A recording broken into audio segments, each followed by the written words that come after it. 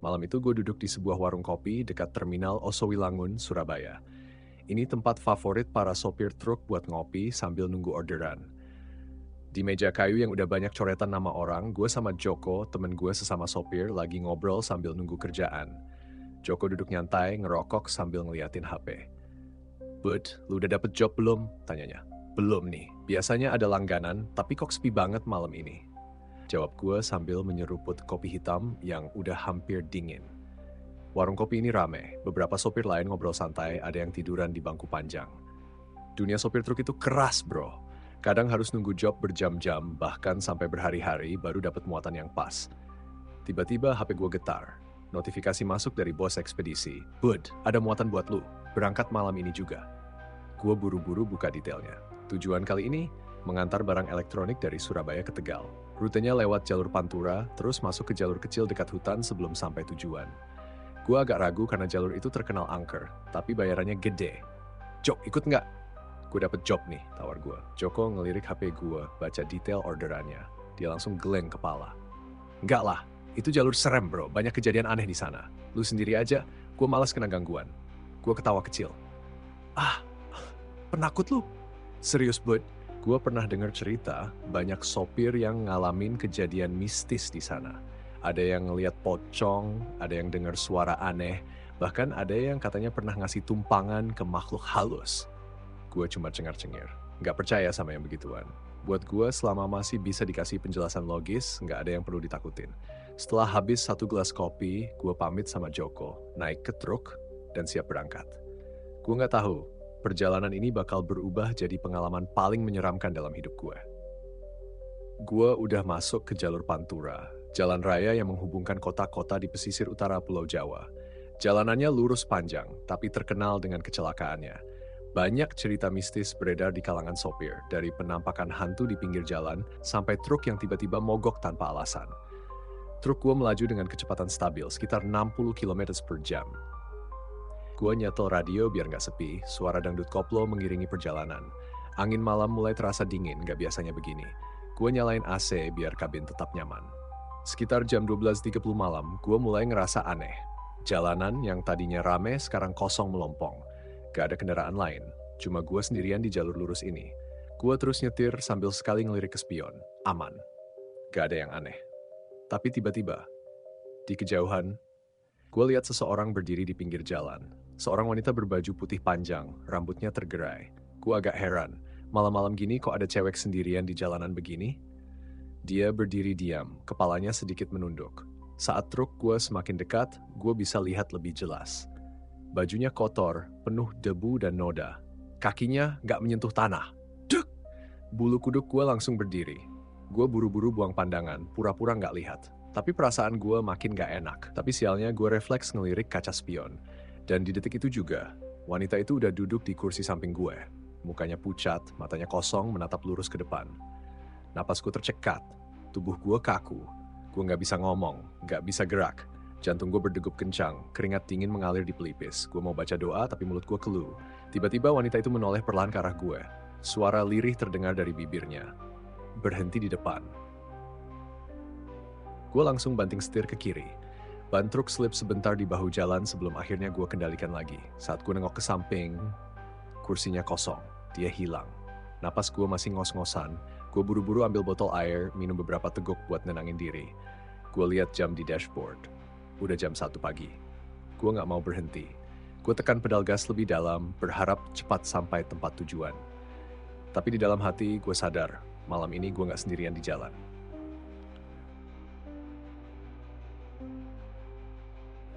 Hari itu gue dapet job nganter bahan makanan dari Semarang ke Jakarta. Rutenya lewat Alas Roban, jalur yang udah terkenal angker di kalangan sopir truk. Gue nggak sendirian kali ini. Joko, temen gue yang kemarin nolak, akhirnya mau nemenin. Lu yakin lewat sini, Bud? Sini, Bud? Joko ngerokok sambil duduk di bangku warung kecil di rest area. Ya mau gimana lagi, Jok? Ini rute paling cepet. Jawab gue sambil nyeruput kopi. Alas Roban terkenal angker. Dulu daerah ini sering dipakai buat buang mayat korban kejahatan. Banyak sopir yang ngaku sering lihat penampakan, suara aneh, bahkan ada yang katanya ditumpangi makhluk halus. Tapi buat gue, selama mesin truk masih hidup dan rem masih pakem, nggak ada yang perlu ditakutin. Gue lihat jam, udah hampir setengah 11 malam. Udah kita cabut. Keburu subuh kalau kelamaan, kata gue sambil berdiri. Joko buang puntung rokok, lalu naik ke kabin truk. Gue tidur ya, jangan macem-macem. Gue ketawa kecil, santai, gue yang nyetir. Truk pun melaju masuk ke jalur alas roban. Jalanan sepi, pohon-pohon besar di pinggir jalan bikin suasana makin gelap. Setelah 1 jam perjalanan, Joko udah ketiduran dengan dengkuran halus. Gue tetap fokus di jalan, meskipun suasananya makin mencekam. Dari kaca spion, gue lihat kabut tipis mulai turun. Lampu jalan makin jarang, hanya ada sorotan lampu truk gue yang menerangi aspal di depan. Gue nyetel radio buat ngusir sepi. Tapi anehnya, suara radio tiba-tiba kresek-kresek kayak ada gangguan. Gue coba ganti frekuensi tapi nggak ada satupun yang jernih. Tiba-tiba gue dengar suara keras dari bak truk. Gedubrak. Suara itu kayak ada sesuatu yang jatuh atau loncat di bak belakang. Gue langsung nengok ke kaca spion. Duh. Bulu kuduk gue langsung berdiri. Ada sesuatu di bak truk. Bayangan putih. Loncat-loncat, makin lama makin tinggi. Itu pocong. Sial, gue gak berani nengok lagi. Jantung gue berdegup kencang. Gue langsung bangunin Joko. Jok, bangun! Gue cubit lengannya keras. Joko bangun sambil ngucek mata. Apaan sih lu? Lihat belakang. Gue ngomong dengan suara pelan tapi tegang. Joko ngelirik kaca spion, lalu wajahnya langsung pucat. Astaga, bud! Gaspol! Gue langsung tekan pedal gas sekuat tenaga. Truk melaju lebih kencang. Tapi pocong di belakang masih lompat-lompat, bahkan makin deket ke kabin. Joko meraih tasnya, nyari sesuatu. Mana sih? Aha! Dia keluarin sesuatu, sebotol air garam. Lu mau masak mie instan, gue teriak. Bukan goblok, ini buat ngusir mereka. Joko buru-buru buka kaca jendela, lalu nyiram air garam ke belakang truk. Saat air garam kena bak truk, suara loncatan itu berhenti. Gue nekat nengok spion lagi. Kosong. Pocong itu hilang. Gue tarik napas lega. Joko pun terduduk lemas. Gue pelanin gas, akhirnya kita bisa keluar dari alas roban dengan selamat. Jok, dari mana lu dapat air garam? Tanya gue sambil ngereset napas. Joko nyengir. Gue sering dengar cerita sopir-sopir lain, katanya air garam bisa usir makhluk kayak gitu. Gue cuma mengangguk. Malam itu gue sadar, ada sesuatu di jalan yang gak kasat mata, tapi mereka ada.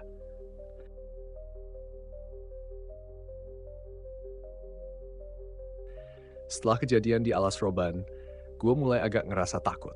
Tapi pekerjaan tetap harus jalan. Pagi itu gue dapet job dari Surabaya ke Malang, nganter bahan bangunan. Malam-malam, jalur dari Surabaya ke Malang juga terkenal sepi dan berliku. Banyak jalan rusak, bahkan ada beberapa titik yang sering jadi tempat kecelakaan karena sopir terlalu lelah atau nggak fokus. Joko nggak mau ikut lagi, jadi gue sendirian. Truk gue berjalan dengan tenang, meskipun malam udah mendalam. Lampu jalan yang mulai redup, bikin gue merasa seolah-olah lagi ada di dunia yang sepi banget, seperti jalan menuju ke tempat yang nggak ada kehidupan. Sambil ngerokok, gue perhatiin jalanan. Semua kendaraan udah pada ngilang, cuma gue sendirian. Gue inget beberapa teman sopir bilang kalau ada suara ketukan di jalan ini yang sering bikin truk mogok. Ada yang bilang itu arwah-arwah yang kecewa karena kecelakaan. Gue nggak terlalu peduli sama cerita-cerita begini. Setelah beberapa jam perjalanan, sekitar jam 1 lebih 45 menit, gue ngerasa ada yang aneh. Truk gue mulai melaju pelan, seperti nggak bertenaga. Gue coba gas lagi, tapi tetap aja lelet. Gue cek speedometer, ternyata mesin truk normal. Cuma truknya aja yang kayak kehilangan tenaga. Tok, tok.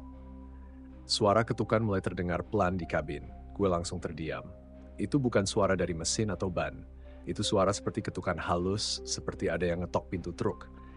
Suara itu terus berlanjut. Gue coba nahan panik, fokus terus ke jalan. Tapi suara ketukan itu makin keras. Tok, tok. Itu suara dari dalam truk. Gue menoleh ke belakang melihat kaca spion. Nggak ada apa-apa di luar. Gue pegang setir erat berusaha nggak panik. Tapi suara itu semakin jelas dan yang bikin ngeri, suara itu seolah-olah bergerak dari pintu kiri ke pintu kanan. Tiba-tiba, gue merasa truk gue mulai agak miring, seolah ada beban berat di bagian kiri. Gue berhenti di pinggir jalan, buka kaca kabin dan langsung keluar buat ngecek. Saat gue nengok ke bak truk, kosong. Tak ada apa-apa di sana. Tapi suara ketukan itu nggak berhenti. Gue nengok lagi ke kaca samping, dan seketika itu, pintu kabin gue tertutup dengan keras. Gue langsung loncat masuk kabin, kunci pintu dan langsung tancap gas. Perasaan gue kacau. Gue nggak ngerti apa yang barusan terjadi, tapi satu hal yang gue yakin, ada yang ikut dalam perjalanan ini dan dia nggak senang. Truk gua melaju kencang setelah kejadian tadi, ngelewatin jalan berliku yang biasa dilewatin buat menuju kota Malang. Udah hampir 2 jam gue jalan dan suara ketukan itu masih ada. Suara itu bahkan mulai nggak hanya dari pintu kabin, tapi juga dari bawah truk. Tok tok. Gue makin merinding karena suara itu sangat jelas, kayak ada yang berjalan di bawah truk gue. Gue nggak berani ngerem atau berhenti lagi, takut banget ada yang muncul dari bawah truk atau bahkan ngikutin gue. Di tengah perjalanan, gue lihat ada papan petunjuk jalan menuju desa kecil yang jarang dilewatin orang. Itu jalur alternatif, biasanya buat menghindari jalan utama yang padat. Gua memutuskan buat belok ke jalan kecil itu, berharap bisa keluar dari jalan angker ini. Tapi begitu truk gua masuk jalur alternatif, suara ketukan itu jadi lebih keras. Tok, tok, tok. Gua mulai panik. Sambil ngaca ke kaca spion, gua lihat ada bayangan hitam di belakang truk. Gua nggak bisa lihat jelas, tapi bayangan itu bergerak seolah mengikuti truk gue. Matanya merah menyala, dan tangan panjang seolah mau menjangkau truk gue. Gue gas lebih kencang lagi, berharap bisa kabur dari bayangan itu. Akhirnya, gue sampai di sebuah desa kecil yang sepi. Gue udah nggak kuat lagi, rasa capek campur takut. Gue berhenti di depan sebuah warung kopi yang udah tutup, dan duduk sebentar buat ngelurusin kaki. Pas gue duduk di kursi depan warung, ada seorang bapak-bapak yang nongol dari dalam warung. "Malam, Pak. Mau ngopi?" Gue cuma ngangguk lemah. Bapak itu ngobrol pelan sama gue, dan cerita kalau di sekitar desa ini sering ada cerita tentang arwah yang muncul di jalanan sekitar sini. Banyak yang ngalamin kejadian aneh, Pak. Katanya kalau malam-malam lewat jalan itu, pasti ada suara ketukan dari truk. Yang bilang bisa denger, itu berarti ada yang ngikutin. Sambil dengerin cerita itu, gue langsung ngerasa ngeri. Jadi suara ketukan itu memang bukan cuma di kepala gue. Bapak itu ngajak gue buat ikut duduk dan cerita-cerita lebih lama. Tapi gue nggak bisa. Gue buru-buru naik ke truk, nyalain mesin, dan langsung cabut dari desa itu. Gue nggak mau nunggu lebih lama lagi. Gue nyetir kencang ke arah kota Malang. Tapi sepanjang jalan, gue merasa ada yang ngikutin. Sesampainya di kota, gue berhenti di SPBU buat ngisi bahan bakar. Begitu keluar dari truk, gue nengok ke kaca spion lagi, dan gue ngeliat bayangan hitam itu muncul di kaca. Tapi kali ini, bayangannya nggak menghilang. Truk gue tiba-tiba ngedrop, kayak ada yang menahan. Gue baca doa sekuatnya, akhirnya bayangan itu hilang. Dari situ, gue sadar, terkadang kita nggak pernah tahu siapa yang ikut dalam perjalanan kita.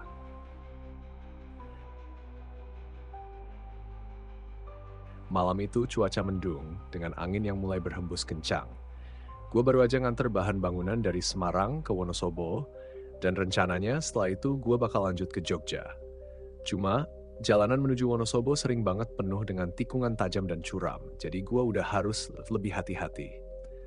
Gue sendirian lagi, karena teman-teman gue pada punya job masing-masing. Beberapa sopir bahkan ngingatin gue buat berhati-hati di jalur ini. Soalnya selain sering terjadi kecelakaan, ada banyak cerita horor yang beredar. Mulai dari yang terlihat di jalanan sampai yang muncul di balik kabin truk. Gue ngerokok, sambil mengemudi pelan, hati-hati lewat jalan yang penuh dengan tanjakan dan turunan tajam. Keadaan sekitar makin sunyi, hanya suara mesin truk yang memecah keheningan. Jalanan sepi, gak ada kendaraan lain yang lewat. Tiba-tiba, truk gue mulai melambat lagi. Mesin gak ada masalah, ban pun terlihat baik-baik aja. Tapi ada sesuatu yang terasa aneh. Ada perasaan seperti ada sesuatu yang ngikutin dari belakang, atau entah kenapa jalanan ini jadi terasa lebih sempit dari biasanya. Gue coba pegang setir lebih erat dan tetap fokus. Di tengah perjalanan, gue ngeliat sesuatu di pinggir jalan. Seorang laki-laki berdiri sendirian di sana. Dia pakai pakaian yang kotor dan lusuh.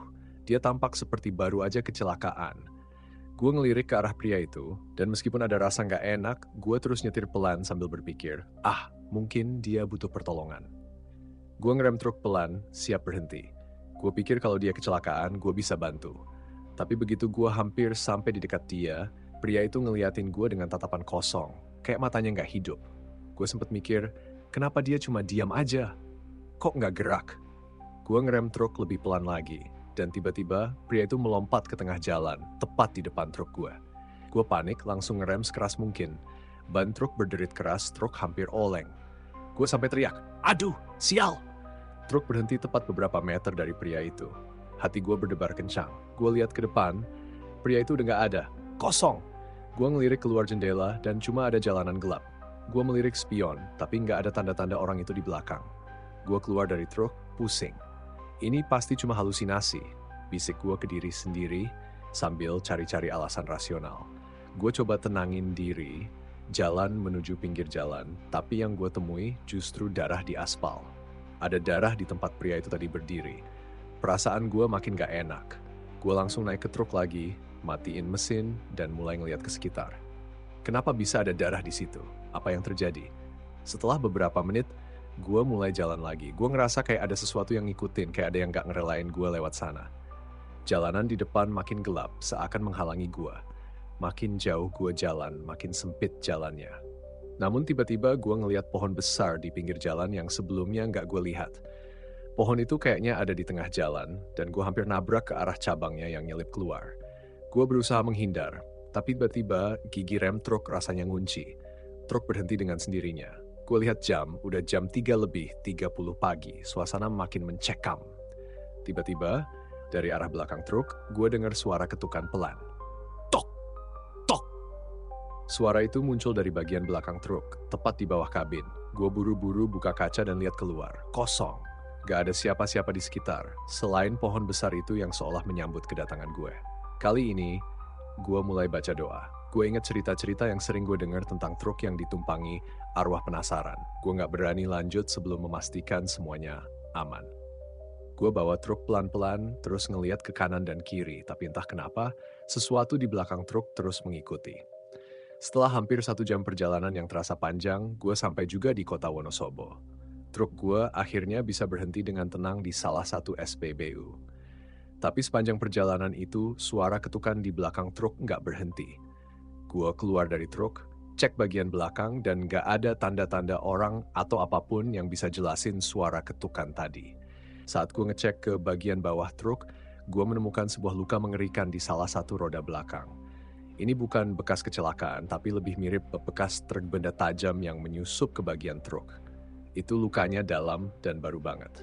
Gue sadar, pria yang gue lihat tadi yang berdarah itu mungkin bukan cuma sekedar manusia.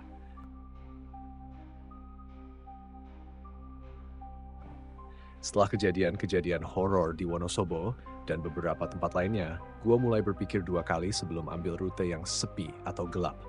Tapi tugas tetap harus dijalankan dan malam itu gue dapet tugas ngantar bahan bangunan ke Malang. Jalan yang gue pilih kali ini adalah jalan menuju puncak Gunung Arjuna. Salah satu jalur yang terkenal karena tanjakan dan kelokannya yang tajam. Selain itu, banyak sopir yang bilang kalau jalur ini sering ditemuin makhluk penguasa gunung yang suka ngasih ujian buat mereka yang berani lewat tengah malam. Gue nggak peduli sama cerita-cerita itu. Biarpun sedikit merinding, gue tetap jalan karena gue udah tahu rute ini seperti punggung tangan gue. Ditambah lagi, kali ini gue bawa temen Dedi yang juga sopir truk dan sering nemenin gue perjalanan jauh. Dedi yang dulu udah sering denger cerita horor seputar jalur ini, masih terlihat santai, cuma dia sempet bilang, nih jalur bisa bikin kapok loh bud. Banyak yang ngalamin hal aneh, terutama di tanjakan tinggi itu. Ya, kan kita cuma lewat doang, jawab gue sambil nyetir pelan. Tapi gue mulai ngerasain yang aneh, begitu kita mulai masuk ke jalur yang lebih curam. Jalanan gelap dengan kabut yang mulai turun, ngeringin suasana. Suara angin dan gemerisik pepohonan di sepanjang jalan mulai bikin suasana jadi tegang. Saat kita memasuki bagian tanjakan terjal, Dedi mulai ngerasa nggak enak. Bud, lu ngerasa nggak? Ada yang aneh di sini. Gue sempet bengong karena awalnya gue pikir Dedi cuma bercanda. Tapi begitu gue ngeliat ke spion, gue lihat ada bayangan putih lewat di pinggir jalan. Itu bukan cahaya kendaraan atau lampu apapun. Itu sesuatu yang bergerak cepat, melintas di samping truk kita. Tok, tok, tok. Suara ketukan pelan lagi terdengar dari bagian belakang truk. Gue coba tutup telinga dan tetap fokus, tapi Dedi langsung menoleh ke belakang. Bud, itu suara apaan? Tanya Dedi dengan nada tegang. Suara ketukan itu mulai berlanjut. Kali ini lebih keras, seperti ada sesuatu yang nyeruduk bak truk. Gue berhenti sebentar, buka kaca, dan lihat keluar. Gak ada apa-apa. Jalanan sepi, kabut tebal makin menghalangi pandangan gue. Dedi pun ngerasa ada yang aneh. Udah deh, kita berhenti dulu. Gue gak enak. Gue ngerem pelan-pelan dan berhenti di salah satu tikungan tajam. Mesin truk berhenti dengan suara mendesah keras dan suasana jadi makin mencekam. Suara ketukan itu makin keras seolah makin dekat. Gue keluar dari truk sementara Dedi nunggu di dalam, ketakutan. Gue coba cek bagian belakang dan yang gue lihat benar-benar bikin gue kaget. Di atas bak truk ada sesuatu yang bergerak perlahan. Sosok putih. Gue terdiam sejenak, gak bisa percaya apa yang gue lihat. Itu seorang wanita berpakaian putih, rambut terurai panjang dan wajahnya tertutup oleh rambut. Tapi ada yang lebih menyeramkan lagi, kakinya gak menginjak tanah. Gue langsung kaget, gak bisa ngomong apa-apa. Sosok itu tiba-tiba berbalik dan menatap gue dengan mata kosong, seolah-olah mengajak gue untuk ikut bersamanya.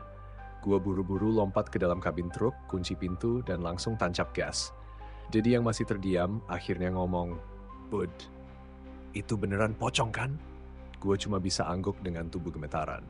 Truk mulai melaju kencang, meninggalkan jalanan gelap di belakang. Suara ketukan itu masih terdengar makin cepat, sampai akhirnya suara itu berhenti tiba-tiba. Akhirnya kita sampai di puncak gunung dengan selamat. Tapi suasana masih terasa menegangkan. Gue dan Dedi berhenti di salah satu pos pemberhentian yang gelap, cuma ada satu lampu di ujung pos. Kami duduk dan berusaha menenangkan diri. Dedi cuma terdiam sambil ngeluarin rokok. Gue nggak tahu lagi, Bud. Setiap kali lewat sini, selalu ada aja kejadian kayak gitu. Tapi tadi itu benar-benar jelas.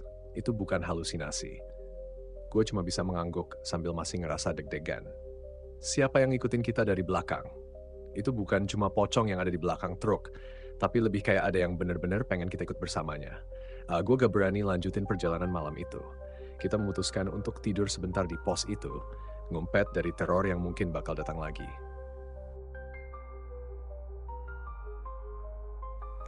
Kali ini gue dapet tugas dari perusahaan buat nganter barang dari Semarang ke Surabaya. Jalur yang gue pilih adalah jalur tengah yang terkenal dengan suasananya yang sepi dan gelap, jauh dari keramaian. Sebagian orang bilang jalur ini penuh dengan kejadian-kejadian aneh, bahkan sering ada kejadian sopir yang merasa diikuti sepanjang perjalanan. Saat itu, gue bawa temen gue, Rudy, yang udah berpengalaman jadi sopir truk. Gue ngerasa lebih tenang karena dia orangnya selalu santai dan bisa diajak ngobrol kalau suasana udah mulai tegang. Gue juga tahu dia udah denger banyak cerita mistis yang beredar di jalur ini. Tapi dia selalu ngeyel bilang, udah biasa, yang penting fokus nyetir. Malam itu gue merasa jalanan makin lama makin sepi. Gak ada kendaraan lain yang lewat, cuma suara mesin truk kami yang berderu keras. Suasana di luar gelap banget, hampir gak ada lampu jalan, dan kabut tipis mulai turun. Gue nyalain radio berharap bisa ngurangin ketegangan, tapi yang gue dengar justru suara aneh di dalam kabin. Suara desisan halus seperti sesuatu yang bergerak pelan-pelan di sudut ruangan. Gue sempat mikir itu cuma suara angin, tapi Rudy langsung nunduk ke bawah dan ngomong pelan. "Lu denger gak?" Gue ngerem truk pelan dan ngelirik Rudy. "Denger apaan, Rud?" "Kayaknya ada yang ikut," katanya sambil matanya nggak lepas dari spion. Sekitar setengah jam setelah itu, truk kita mulai melaju pelan. Tiba-tiba, sesuatu yang aneh mulai terasa. Truk gue ngedrop lagi, meskipun mesin dan bahan bakarnya nggak bermasalah. Gue coba ngerem dan ngecek mesin, tapi nggak ada apa-apa yang aneh. Truk gue tetap nggak mau bergerak, bahkan makin berat aja. "Ruth, kok truknya makin berat ya?" Gue tanya sambil nyalain mesin beberapa kali. Rudy nggak jawab, malah ngeliatin sesuatu di kaca spion belakang. "Lu lihat itu nggak?"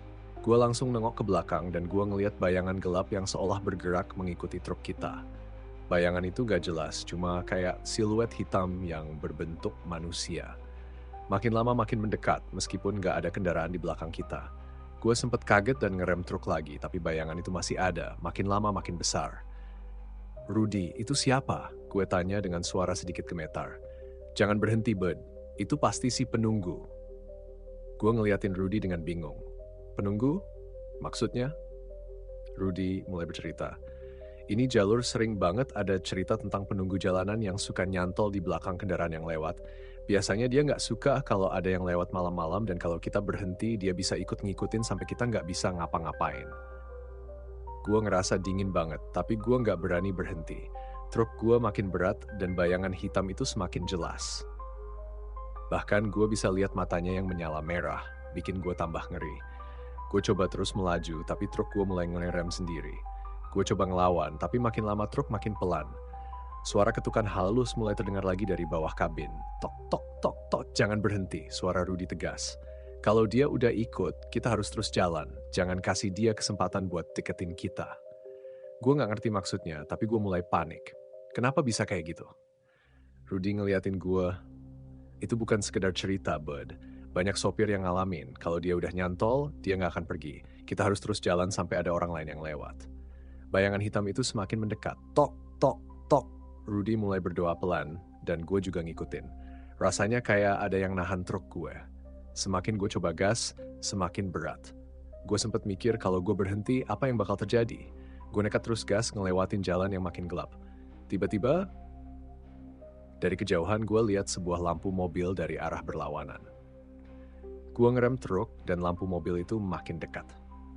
Begitu mobil itu ngedekat, bayangan hitam itu langsung menghilang. Bayangan itu seolah-olah langsung pergi. Begitu ada kendaraan lain yang lewat. Truk gue bisa jalan normal lagi dan gue bisa hembusin nafas lega.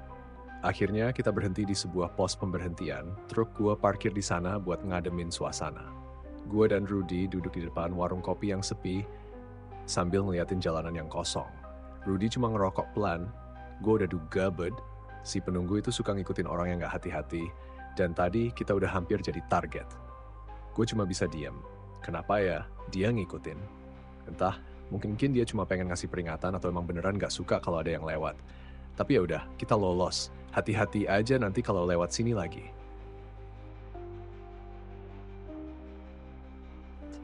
Udah seminggu lebih sejak kejadian horor di Jalan Semarang ke Surabaya, dan gue pikir seharusnya gue bisa sedikit tenang.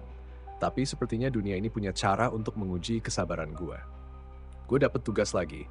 Kali ini rutenya ke daerah kawasan Bukit Rangkas, salah satu jalan yang terkenal dengan tanjakan terjal dan angker. Rudy, temen gue yang tadi udah pernah nemenin, lagi gak bisa ikut. Jadi gue berangkat sendiri malam itu. Gue udah siap dengan segala kemungkinan, tapi gue gak nyangka bakal ada hal yang lebih buruk dari apa yang gue alami sebelumnya. Pukul 2 pagi, gue udah masuk ke jalur Bukit Rangkas. Jalanan gelap, penuh dengan tanjakan curam, dan kabut tebal yang menutupi seluruh pandangan gue. Suara mesin truk gue yang menderu itu bener-bener kayak satu-satunya suara yang ada. Tapi nggak lama kemudian, gue mulai merasa ada yang nggak beres. Ada perasaan nggak nyaman, seolah-olah ada mata yang ngikutin dari belakang. Gue coba nggak mikirin itu, dan tetap fokus di jalan, tapi rasanya makin lama makin mencekam. Tiba-tiba gue dengar suara dari belakang, seperti ketukan keras di pintu kabin. Tok, tok. Gue panik, langsung ngeliat spion dan keluar dari jendela. Tapi nggak ada apa-apa, hanya kabut yang tebal dan jalan yang semakin gelap. Gue coba lanjut jalan, tapi ketukan itu mulai terdengar lagi, lebih keras. Tok, tok. Gue ngerem truk pelan dan menepi ke tepi jalan. Truk berhenti dengan sendirinya, mesin berhenti mendengung. Udah ada perasaan takut yang mulai menjalar di tubuh gue, karena suara itu benar-benar jelas terdengar dari luar kabin. Gue keluar dengan hati-hati, ngelihat sekitar, tapi tetap nggak ada tanda-tanda orang. Hanya kabut, pohon-pohon tinggi, dan suasana yang benar-benar sunyi. Gue mutusin buat ngecek bagian belakang truk, karena suara ketukan itu kayaknya datang dari sana. Saat gue turun, langkah gue kayak berat banget. Udara dingin di sekitar makin kerasa. Tiba-tiba gue ngerasa ada yang ngeliatin gue dari balik kabin truk. Gue nengok dan gue lihat sebuah sosok berdiri di balik jendela kabin truk. Itu seorang laki-laki tua, wajahnya pucat, matanya hitam semua, kayak nggak ada putihnya. Sosok itu ngeliatin gue, nggak bergerak, cuma berdiri di sana dengan tatapan kosong. Gue hampir terjatuh saking terkejutnya. Gue langsung loncat ke dalam kabin dan kunci pintu truk sambil terus mikir, ini nyata atau cuma halusinasi gue? Gue mutusin buat lanjut, meskipun perasaan takutnya nggak hilang. Gue ngedengerin suara ketukan itu terus menerus. Kali ini kayak makin banyak yang ikut ketuk pintu. Gue coba nahan diri, tetap gas truk pelan-pelan, tapi entah kenapa truk gue mulai ngerem dengan sendirinya. Mesin truk kayak terhenti. Saat gue coba ngecek, tanpa sengaja gue lihat sosok itu lagi. Di luar jendela kabin, berdiri tegak di tepi jalan. Kali ini dia bukan cuma ngeliatin, tapi kayak mulai mendekat ke truk, langkahnya pelan tapi pasti. Gue langsung matiin mesin dan jantung gue berdegup kencang. Apa itu? Apa yang terjadi? Gue bilang dalam hati. Tiba-tiba dari belakang truk, suara dentingan logam terdengar keras. Gue keluar lagi, ngeliat ke bagian belakang, dan di sana, di atas truk, ada sebuah rantai yang bergerak-gerak seolah ditarik oleh tangan tak terlihat. Itu bukan hanya suara, itu benar-benar ada sesuatu yang bergerak di belakang truk. Perasaan takut gue udah nggak bisa dijelaskan lagi. Gue panik, mulai ngebut, ngasih gas lebih keras. Tapi setiap kali truk gue melewati setiap tikungan, bayangan sosok itu selalu muncul di sisi jalan. Kayak ngikutin kemanapun gue pergi, langkahnya pelan tapi pasti. Makin lama makin banyak suara, ketukan yang kayak gak habis-habis. Gue nggak berani berhenti lagi. Gue terus gas truk dengan kencang, sampai akhirnya gue sampai di ujung jalur Bukit Rangkas yang mulai banyak dilewati kendaraan lain. Di situ, suara-suara dan ketukan itu langsung hilang. Setelah beberapa saat, gue berhenti di sebuah pos peristirahatan yang udah ramai. Gue keluar dari truk dengan tangan gemetar dan langsung duduk di salah satu bangku. Gue nggak bisa ngomong apa-apa, cuma mikir tentang semua yang baru aja gue alamin. Gue sadar, Bukit Rangkas bukan cuma terkenal karena tanjakannya, tapi juga karena banyak orang yang bilang kalau ada makhluk tak kasat mata yang menghuni jalan itu. Rudy yang tiba-tiba nelpon cuma bilang, sama kayak yang gue bilang, Bud. Ada banyak yang ngikutin kita, apalagi kalau lewat tempat kayak gitu. Tapi lo masih beruntung bisa lolos. Gue cuma bisa angguk, ngerasa ngilu.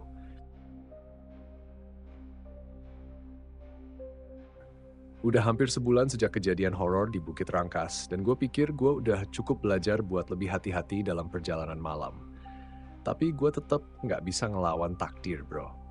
Tugas kali ini lagi-lagi ke Jawa Timur, tepatnya ke daerah Lamongan, yang terkenal dengan jalur sepinya dan tanah kosong yang luas banget. Gue inget banget, malam itu langit gelap dan bintang cuma sedikit yang terlihat.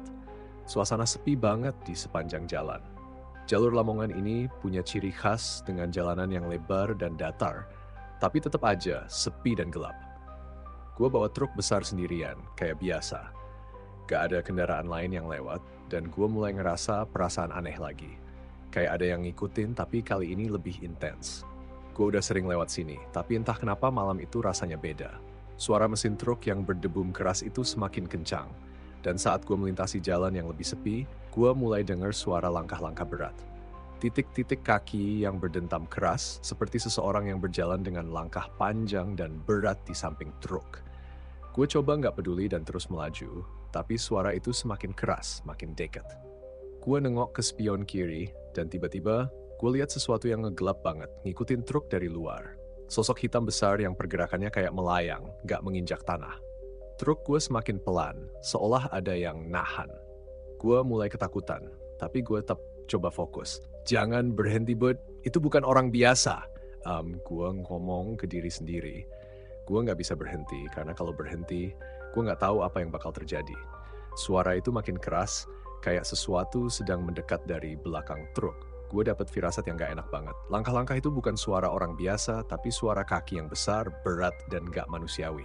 Gue akhirnya ngelihat satu sosok yang berdiri tegak di pinggir jalan. Itu kayak sosok pria besar dengan tubuh tinggi besar, hitam pekat, dan hanya ada sepasang mata yang menyala merah. Matanya seolah menatap kosong ke arah gue, seakan-akan sedang menunggu gue berhenti. Tapi gue tahu itu bukan manusia. Gue makin panik, truk gue nggak mau bergerak. Ketukan dari bawah truk mulai terdengar, seperti ada sesuatu yang berusaha untuk menghentikan laju truk dengan cara apapun. Gue bener-bener panik, mesin truk mulai mati-mati dan gue berusaha ngerem secepat mungkin. Truk gue berhenti tepat di depan sosok hitam itu. Gue ngeliat ke depan dan sosok itu mulai bergerak ke arah gue, berjalan mendekat dengan langkah yang lambat tapi pasti. Gue langsung ambil napas panjang dan buka kaca truk, meskipun gue tahu itu keputusan gila. Gue harus cari cara buat keluar dari situ. Tiba-tiba, suara keras, krak terdengar dan truk gue langsung hidup lagi. Mesin truk yang sebelumnya mati, tiba-tiba hidup dengan sendirinya. Sosok hitam itu berhenti sejenak dan menatap gue dengan tatapan kosong, kayak udah tahu kalau gue nggak akan bisa pergi. Gue nggak sempat mikir panjang. Truk gue langsung melaju kencang, ngegas lebih keras dari biasanya, dan gue nggak lihat sosok itu lagi. Tapi meskipun truk gue bisa jalan lagi, gue merasa ada yang aneh. Suara langkah itu masih ada, mengikuti gue dari belakang, seolah nggak mau gue pergi. Gue lihat ke kaca spion dan gue ngeliat sosok hitam itu lagi, tapi kali ini udah ada 2 pasang mata merah yang muncul di kegelapan. Gue mulai ngerem, takut banget, tapi truk gue tetap melaju. Gue nggak ngerti, gue merasa kayak ada sesuatu yang udah nempel dan nggak mau pergi. Saat truk melaju lebih cepat, bayangan hitam itu semakin mengecil dan akhirnya menghilang dari pandangan gue. Gue bisa sedikit bernapas lega, tapi tubuh gue masih gemetar. Gue terus melaju, gak berani berhenti di tengah jalan. Akhirnya gue sampai di pos pemberhentian yang udah mulai ramai dengan truk-truk lain. Gue berhenti, keluar dari truk dengan tubuh yang gemetaran sambil ngeliatin jalanan yang makin terang karena ada banyak kendaraan yang lewat. Gue langsung nelpon Rudy dan ceritain semuanya. Dia cuma jawab, "Lo kenal lagi, Bud. Itu emang kawasan yang terkenal dengan sosok-sosok hitam yang suka ngeganggu sopir yang lewat malam. Kalau udah ngikut, biasanya nggak bakal pergi sebelum lo sampai tempat yang ramai." Gue diem, gak tahu harus ngomong apa lagi. Rasanya pengalaman kali ini beda dari yang lain. Gue udah gak ngerti lagi apa itu cuma halusinasi atau emang beneran ada makhluk yang ngikutin gue. Bro, ceritanya sampai sini dulu ya. Capek ngetiknya pakai handphone soalnya hehe. Maklumlah sopir nggak bisa pakai komputer seperti orang-orang itu yang nulisnya cepat. Lain kali gue kasih lagi deh cerita pengalaman gue selama nyupir malam. Masih banyak sih, cuma agak horor. Ada hawa nggak enak dengar suara miskun, ketawa lagi. Hai, serem, dah dulu ya, sambung lagi nanti.